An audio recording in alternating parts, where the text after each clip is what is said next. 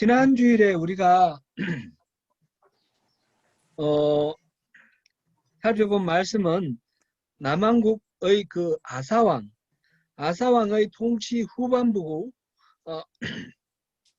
전반부에서는 참 잘했던 아사왕이 후반부에 하나님을 의지하지 않고 불신함으로 인해서 마지막이 좀 좋지 않게 끝났던 것을 우리가 보았습니다. 아사왕은 르호보암 왕의 손자입니다. 손자. 초기에 선정을 하였고 종교개혁을 철저히 했기 때문에 열왕기 기자나 역대기 기자가 다 아사왕을 좋게 평가를 했습니다. 열왕기상 15장 11절에 보니까 아사가 그의 조상 다윗같이 여호와 보시기에 정직하게 행하였다 라고 하였고요.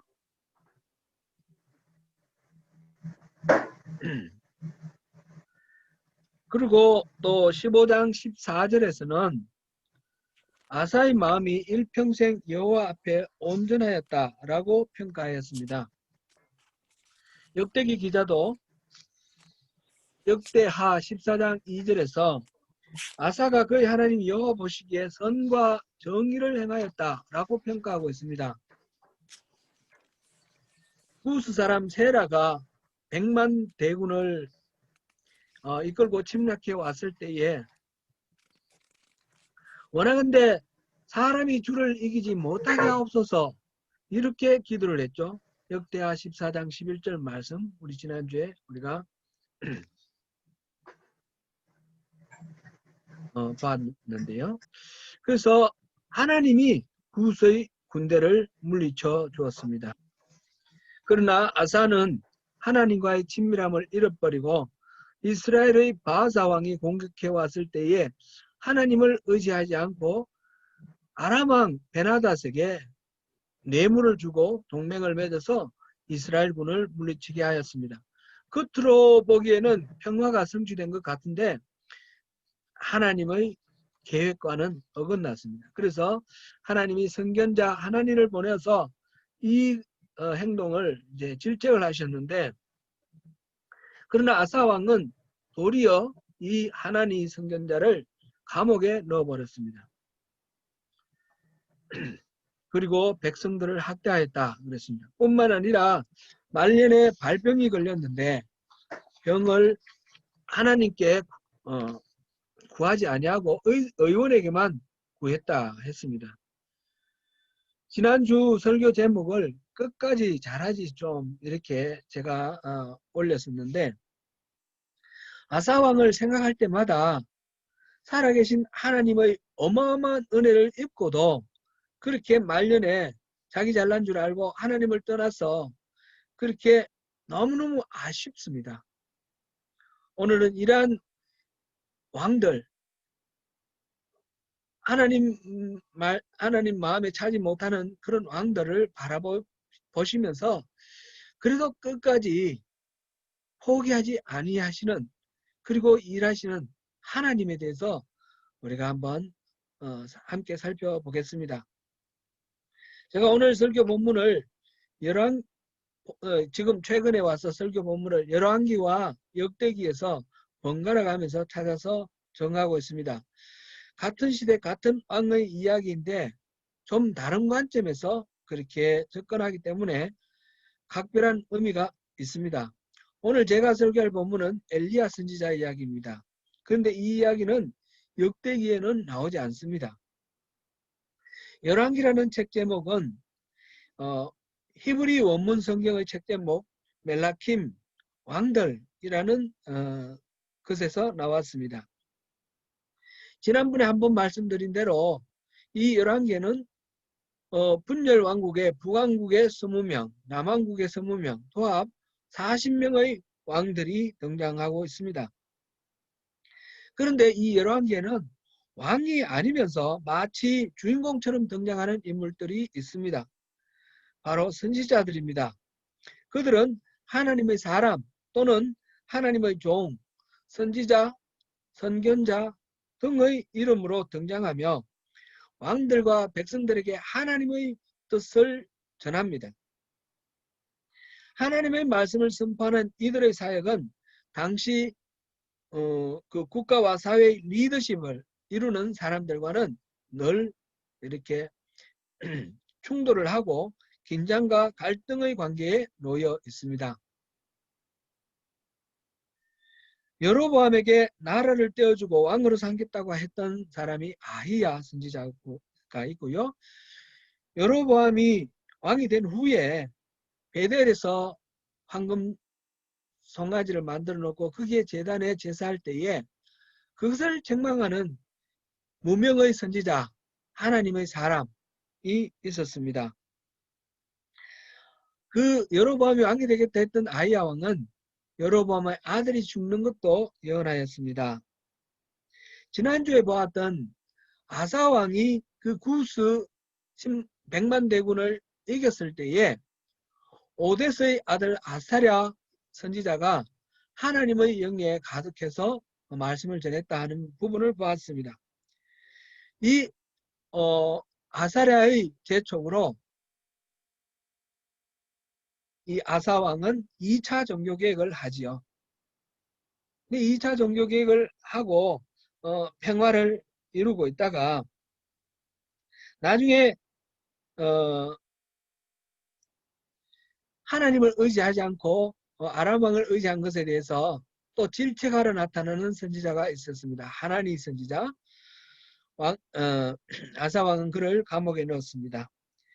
그 다음에 지금 아사랴 방금 말씀드린 아사랴와 하나니는 열왕기에는 나오지 않고 역대기에만 나옵니다. 역대기에 나오는 선지자 한 사람도 있는데 나중에 아합 왕의 죽음을 예언한 미가야 선지자가 또 열왕기에는 나오지 않고 역대기에만 나오는 그런 선지자입니다.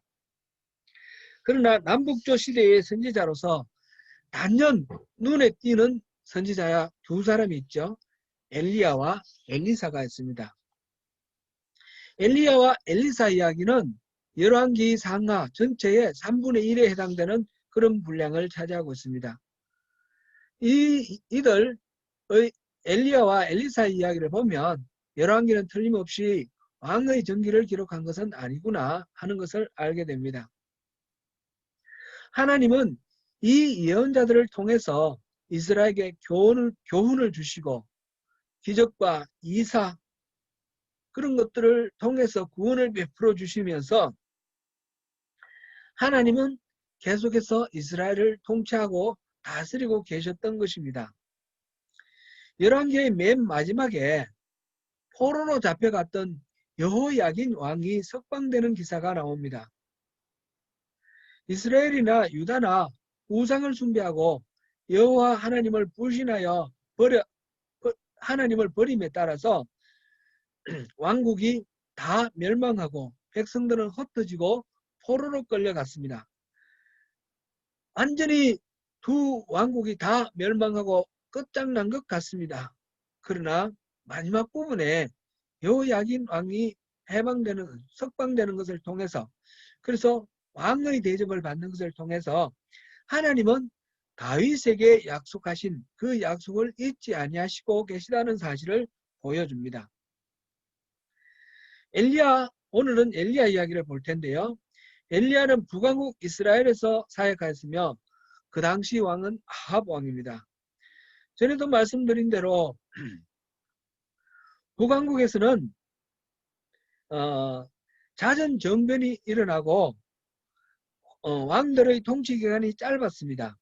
여로보암이 다스린 기간은 22년이어서 비교적 긴 편인데 첫째 왕 여로보암이 죽고 난 뒤에 이 여로보암 왕 때에 남왕국에서는 르호보암, 아비암, 그 다음에 아사왕까지 이렇게 바뀌었죠. 그런데 이제 남왕국에 아사왕이 있는 동안에 북왕국의 왕들이 여러 왕들이 7왕들이 바뀝니다. 나답이 여로보암의 아들 나답이 왕이 됐는데 2년 만에 쿠데타가 일어나서 바하사가 왕이 되었고 바하사가 24년을 다스렸는데 그 아들 엘라가 왕이 되고 2년 만에 다시 쿠데타가 일어나서 시므리라는 사람이 왕이 됩니다. 시므리는 일주일밖에 왕으로 있지 못합니다.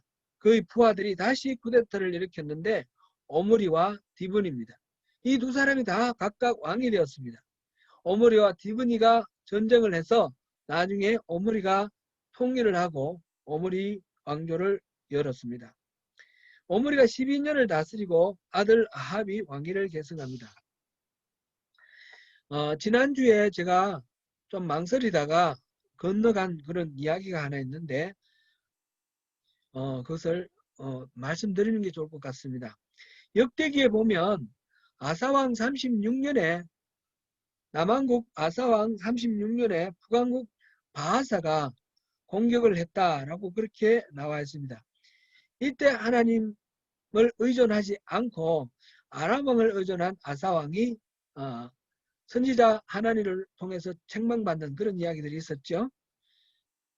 그런데 사실 아사왕 36년에는 이 바하사가 북한국의 왕이 아닙니다. 아사왕 36년에 북한국의 왕은 오므리입니다. 그러므로 아사왕 36년이라는 이 기록은 그대로 볼 수는 없습니다. 아사왕 27년에 바하사가 죽고 왕으로서 그 직분이 끝납니다. 그러므로 아마 아사왕 36년이라는 이 기록은 아사왕 한 20년 전에 있었던 사건으로 보는 것이 타당해 보입니다.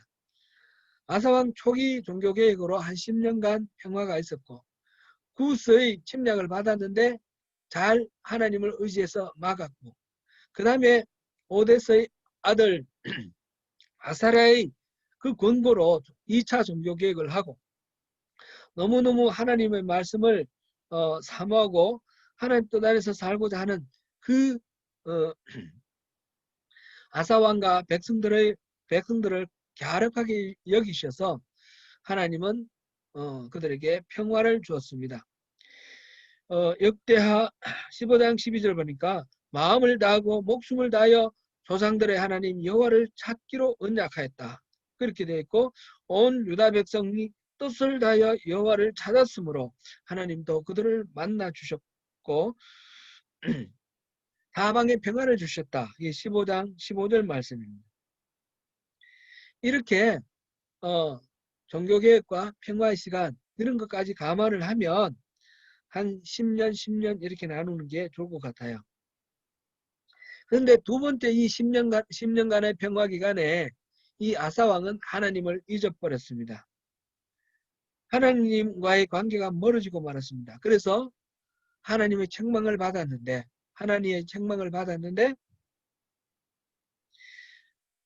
그 이후로 전쟁에서 계속 헤어나지 못하였습니다. 그래도 돌이키지 않으니까 발병이 나고 죽게 되었습니다. 성경에 나오는 연대를 있는 그대로 고지고대로 문자 그대로 적용하면 앞뒤가 모순이 생깁니다. 전후 사정을 봐서 적절하게 연대를 조정하면서 보아야 합니다. 문맥을 보면서 그렇게 해석을 해야 됩니다. 성경을 대할 때 주의할 점이 하나 있습니다. 이른바 축자 영감설입니다. 글자를 따라가면서 하나님이 영감을 하셨다라는 뜻입니다. verbal inspiration이라는 말인데 성경 말씀 한 글자 한 글자를 하나님의 영감으로 썼다는 주장입니다. 그래서 성경에는 한 글자도 오류가 없다고 합니다. 우리 한국교회에서는 이렇게 믿어야 진짜 신앙이다 라고 주장하는 근본주의, 펀더멘털리즘의 경향이 있습니다. 우리나라의 복음을 처음 전한 선교사들이 대부분 근본주의적인 신앙을 가졌고 그래서 지금 현재 대부분의 보수주의 신앙이라고 자부하는 교단들이 이 근본주의적인 태도를 갖고 있습니다. 그 근거는 여러 군데가 있는데 특별히 마태복음 5장 18절 우리 같이 한번 보시겠습니다. 진실로 너희에게 이르노니 천지가 없어지기 전에는 율법의 1.1획도 결코 없어지지 아니하고 다 이루리라. 이렇게 주님께서 말씀하셨고 요한계시록 22장 18절에서 19절을 보시겠습니다. 내가 이 두루마리의 예언의 말씀을 듣는 모든 사람에게 증언하노니 만일 누구든지 이것들 외에 더하면 하나님이 이 두루마리에 기록된 재앙들을 그에게 더하실 것이요. 만일 누구든지 이 두루마리의 예언의 말씀에서 제하여 버리면 하나님이 이 두루마리에 기록된 생명나무와 및 거룩한 성에 참여함을 제하여 버리시리라. 라고 말씀하셨습니다. 그러니까 하나도 더하지도 말고 빼지도 말라 하는 말씀이죠. 성경의 말씀은 획 하나, 점 하나까지 다 하나님의 감동을 받아 기록된 것이므로 절대 더하거나 빼서는 안 된다라는 말씀입니다. 이 믿음 때문에 우리말 성경에는 마침표도 없고 콤마도 없고 다운표도 없습니다. 구두점이 하나도 없습니다. 또 어떤 분들은 나아가서 성경은 킹제임스본만 맞다. 바른 성경이고 나머지 성경은 다 가짜다. 이렇게 주장하는 사람들도 있습니다. 그런 것은 너무 지나친 그런 이야기입니다. 성경은 하나님의 감동으로 이루어진 것이 맞습니다. 디모데 후서 3장 16절 말씀처럼. 그래서 하나님의 말씀을 마음대로 빼서도 안 됩니다. 또한 마음대로 덧붙여서도 안 됩니다. 몰몬교에서는 성경 외에 몰몬경을 또 추가했죠. 그 JMS라는 데 있죠. JMS. 제가 직장 다닐 때 아주 사랑하는 후배가 JMS에 있었어요. 근데 거기 이제 얘기를 들어보니까 따로 JMS 어록을 성경처럼 그렇게 하는 거예요. 시편인가 뭐 애간가 뭐 그런 식으로 해가지고 그렇게 갖고 있는 게 있습니다. 이런 것들이 바로 이단의 증거입니다. 성경 외에 다른 성경을 추가하는 것. 그러나 이 말이 하나님이 불러주신 대로 기록했기 때문에 점 하나도 빼거나 더하면 안 된다라는 그런 식으로 이해할 것은 아니라는 것이죠.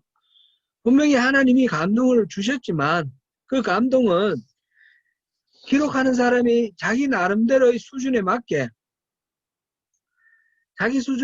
자기가 이해한 것을 자기 시대에 쓰이는 용어대로 기록했던 것입니다. 여러 가지 자료를 참고하여 정리하기도 하였습니다. 지금 열왕기를 우리 읽어봐도 이스라엘 왕 역대지략에 기록되어 있다라는 그런 말을 계속해서 반복합니다. 바로 그 책을 참고했다는 말이죠. 전체적인 말씀의 맥락이 틀림없고 그 스토리들이 틀림없다. 그런 뜻에서 성경 모설이 맞습니다. 그렇다고 이 성경에는 아무런 오류도 없다. 문자 그대로 100% 무오류다. 이렇게 생각하면 그것은 잘못된 이해입니다. 오늘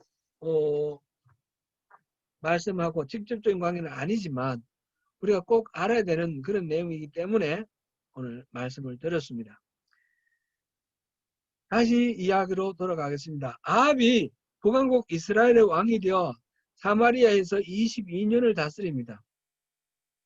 북왕국 이스라엘 왕들에 대하여 열왕기 기자는 모두 다 그가 여호와 보시기에 악을 행하여 라는 말과 그가 여로보암의 길을 행하여 라는 말이 나옵니다. 모두 다 100%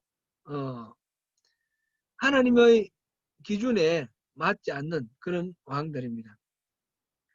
사실 이 오므리 왕과 아합 왕은 그 당시 경제적으로 굉장히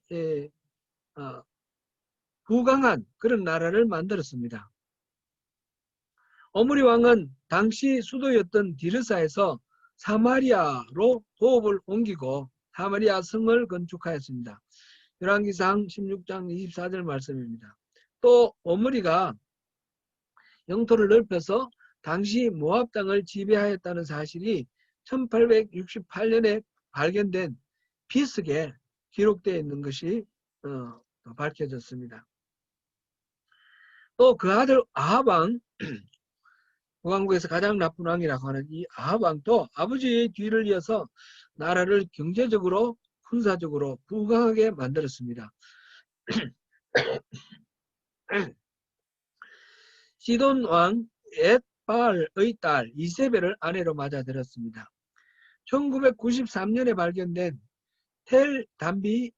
텔단 비문이 있는데 그 비문에 텔단 인스크립션 여기에 오므리 왕과 아합 왕이 다마스커스 요르단의 시리아의 수도죠 지금 다마스커스 근처까지 땅을 지배하고 있다는 그런 기록이 나옵니다. 또 아수르와의 살만에셀 3세의 비석이 발견되었는데 거기에 보니까 이 아수르가 가나안 땅 그 지역으로 침략하러 들어갔는데 그 근처에 있는 여러 나라들 그 이스라엘과 유다와 아람과 모압과 암몬 이런 나라들이 시돈, 두로 모두 다 연맹을 만들어서 이 아수르의 공격을 막았습니다. 그때 이 연맹체의 대표가 바로 모압 왕입니다. 모압의 아합 왕입니다.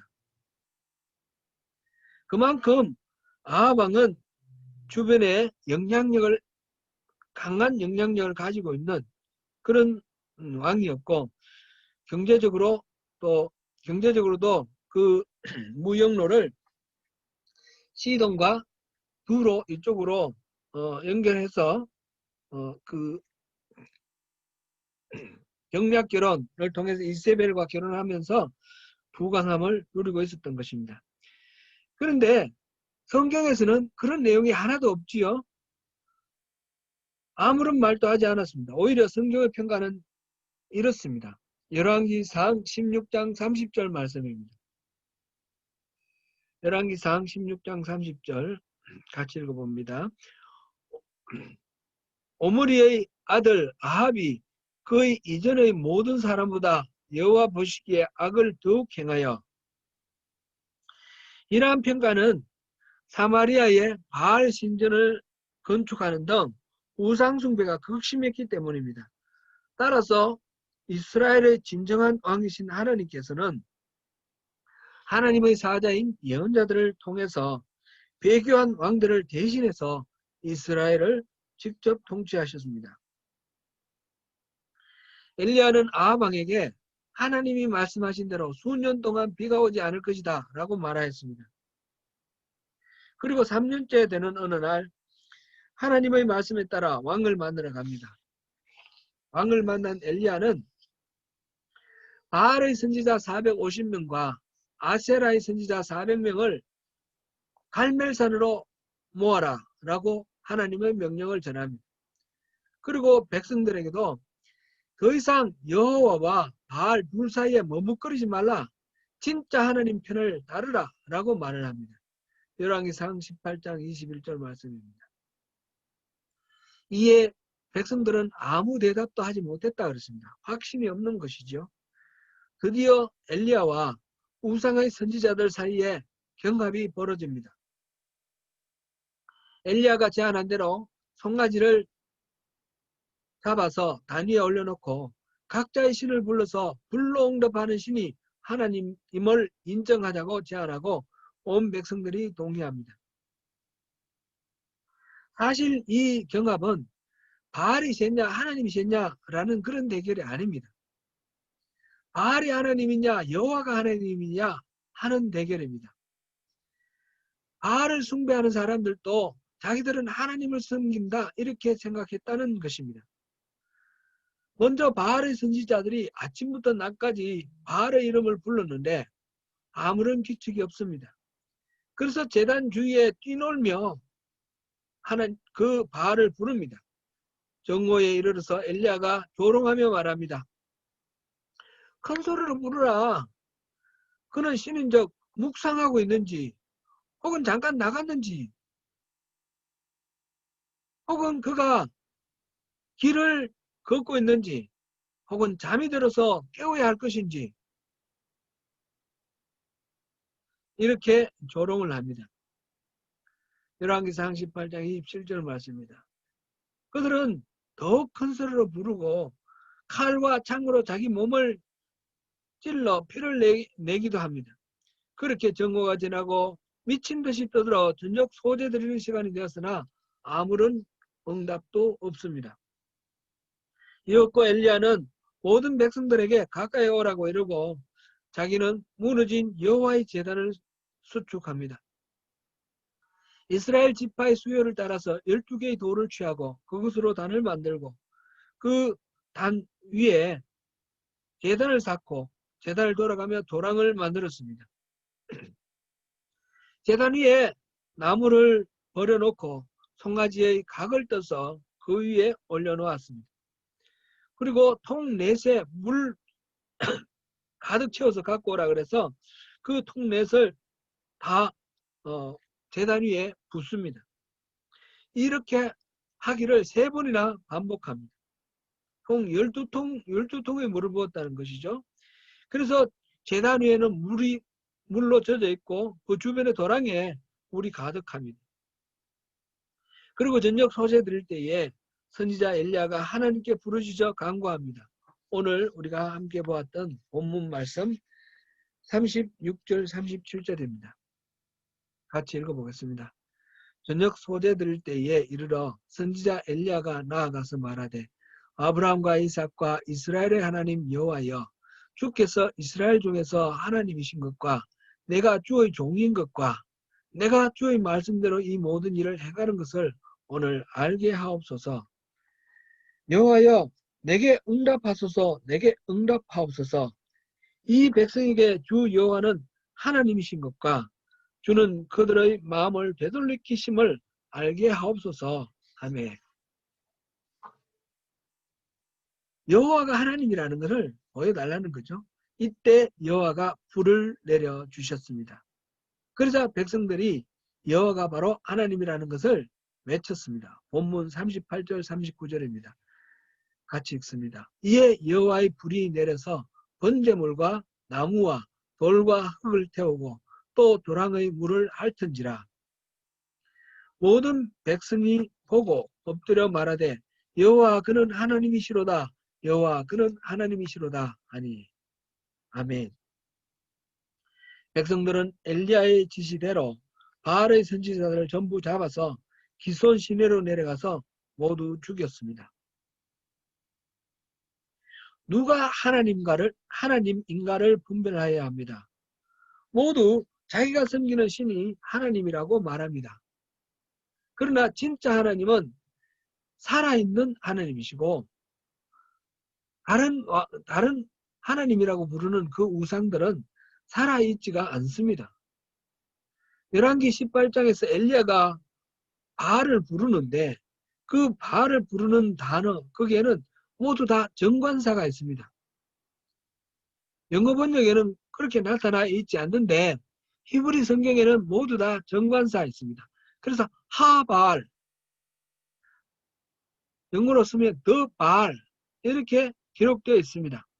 19절, 21절, 22절, 25절, 26절, 40절입니다. 이것은 히브리 성경 욥기 1장에서 2장 사이에 사단 앞에 정관사를 붙이는 것과 같습니다. 이렇게 고유명사 앞에 정관사를 붙인다는 것은 우리 일반적으로 우리 사람 이름 앞에 정관사 붙이지 않지요.